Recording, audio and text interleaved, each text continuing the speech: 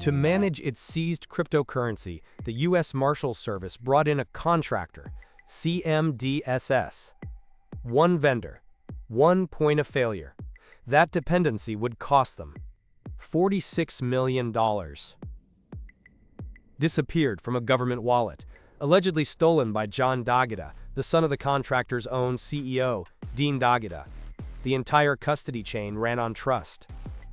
Documented oversight failures. Unverified custody processes. Just faith in a business partner. When Daghita bragged about his access in a public Telegram chat, he handed on-chain investigator ZachXBT the loose thread. And ZachXBT pulled no malware, no zero-day exploit, no sophisticated attack vector. Just brazen insider access and a government that never thought to question the hand it had shaken. The breach didn't start with code. It started with a signature on a government contract, granting CMDSS keys to a vault it was never supposed to open. That assumption of trust was formalized in a federal contract. The US Marshals Service, tasked with managing assets seized from criminal enterprises, faced a modern problem: securing vast sums of cryptocurrency. Lacking the specialized infrastructure, the USMS outsourced the function, awarding a contract to a private firm, CMDSS, to manage its digital asset portfolio. This portfolio included a significant cache of cryptocurrency from the high-profile Bitfinex seizure case. The operational model was predicated on delegation. The government provided the assets, and the contractor was expected to provide impenetrable security. This created a critical, single point of failure. The security of hundreds of millions in public funds rested not on hardened federal systems, but on the access and infrastructure of a third-party vendor. Privileged access, once granted, is difficult to monitor without granular, independent oversight. In this case, the government's assets were accessible through an external contractor's systems. John Daghita, son of that contractor's CEO, allegedly exploited authorized access at his father's firm to reach the funds. The government's perimeter was no longer its own. While the contract established a framework for management, it also unknowingly embedded the agent of its failure directly inside the system. The breach had not yet occurred, but the conditions for it were now set. The arrangement with CMDSS was about to face its first real test, the biggest one imaginable. Following a major federal action related to the Bitfinex case, a historic haul of seized cryptocurrency needed a home. Not a handful of tokens, a federal seizure of staggering scale. As mandated by their contract, these assets were systematically transferred into the US Marshals Service wallet under CMDSS administration. What was once a conceptual framework for asset management now became a live, high-value operation. The wallets weren't operational abstractions, they were digital vaults holding a rapidly appreciating portfolio. The value escalated quickly. As market prices for the seized assets climbed, the holdings swelled into the tens of billions, the kind of number that turns heads and draws predators. But from an accounting perspective, the USMS lacked adequate controls. Audit reports from the DOJ Inspector General found the agency relied on supplemental spreadsheets that were inaccurate, prone to error, and lacked mechanisms to prevent or detect fraudulent changes. They could track the monetary value with precision, but technical oversight of the underlying security architecture? Functionally non-existent. The government's window into its own multi-million-dollar digital asset portfolio was filtered entirely through the contractor's reporting and internal controls. No parallel systems verifying key management. No redundant access alerts. No direct auditing of the contractor's on-chain activities.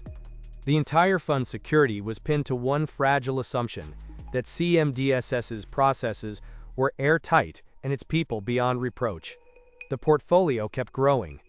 The security posture stood still, tens of millions piling up behind a single lock, with zero independent oversight. In any other context, that's not a system. It's a ticking clock. The single point of failure wasn't a software bug. It was unchecked trust, placed in a single insider, an authorized contractor, who allegedly stole over $46 million from a government wallet, exposed only after bragging on Telegram. And in a system where trust is the only lock, the only question left is when someone decides to turn the handle. The perimeter did not fail.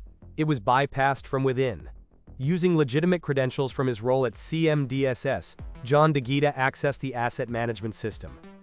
No alarms tripped, no failed logins, no brute force signature to flag. He was authorized. From that vantage point, he initiated a series of transactions targeting the entire $46 million balance of the US Marshals wallet. To the system's automated logs, every action read as routine, a credentialed operator performing standard fund movements. The digital vault was being emptied by the man holding the keys. The single point of failure, unchecked insider access, had just detonated. But the exfiltration reveals something about the operator's discipline. The $46 million was not swept to a single address. It was atomized, fractured across a tangled web of intermediary wallets, each hop adding another layer of distance between thief and treasure. Classic obfuscation. The goal: bury the forensic trail so deep investigators drown in the noise. For a moment, it worked. The capital seemed to dissolve into the blockchain's background static. But then the architect made a fatal miscalculation. Under the Telegram handle Lick, Daghita allegedly contacted and taunted on-chain investigator ZachXBT, the one person whose entire skill set was built to hunt exactly this kind of prey. Through a recorded Telegram chat and dust attacks on the investigator's wallet, he inadvertently tied his own identity to supposedly anonymous transactions. He thought the blockchain would hide him. He forgot. The ledger never forgets. What he didn't know was that someone had already been watching the chain closely. That taunt was the critical error. What felt like a secure, anonymous boast was, in fact, a digital fingerprint. The public ledger is an immutable record. The trail from the $46 million exfiltration, an intentionally complex web of transactions, was not invisible. It was a puzzle. And Daghita had just handed the solver the first piece, a human identity. The forensic work was relentless. Every transaction was mapped, tracing the atomized funds back through the obfuscation layers. A cryptographic knot, being patiently untangled. The capital wasn't flowing into an anonymous void. It was flowing, hop by hop, toward accounts linked to John Daghita. This public blockchain data became the backbone of the EFBI's case. In March 2026, the investigation culminated. A joint operation with French authorities ended on the island of Saint Martin. John Daghita was arrested, transitioning from the Telegram handle Lick to a federal suspect in custody. The seizure of physical hardware, drives, devices, keys, was definitive validation. The digital crime met the physical world, a decisive victory for on-chain accountability. But the arrest was a single verdict, not a cure. The individual was apprehended. The institutional vulnerability remained. The breach was not a single point of failure. It was a cascade. Insider access exploited at a trusted contractor, absent multi-signature controls, and a federal agency managing seized assets with spreadsheets. And that fragile system was still in place, waiting for the next keyholder to forget whose lock it was. The arrest of John Daghita treats a symptom, not the disease. The body was still running the same compromised code. The core vulnerability was never a failure of cryptography. It was a failure of process, of governance. A supply chain compromise where the weakest link wasn't a firewall. It was a door left open, and a man who had the key. This $46 million case proves a principle every founder, every investor, every custodian needs tattooed somewhere permanent. The most devastating attack vector is rarely a stranger breaking in. It's a trusted insider walking through the front door. This breach demands a mandatory defense in-depth posture, even for vetted partners. No single individual should be able to unilaterally move funds. Multi-party approval for every transaction.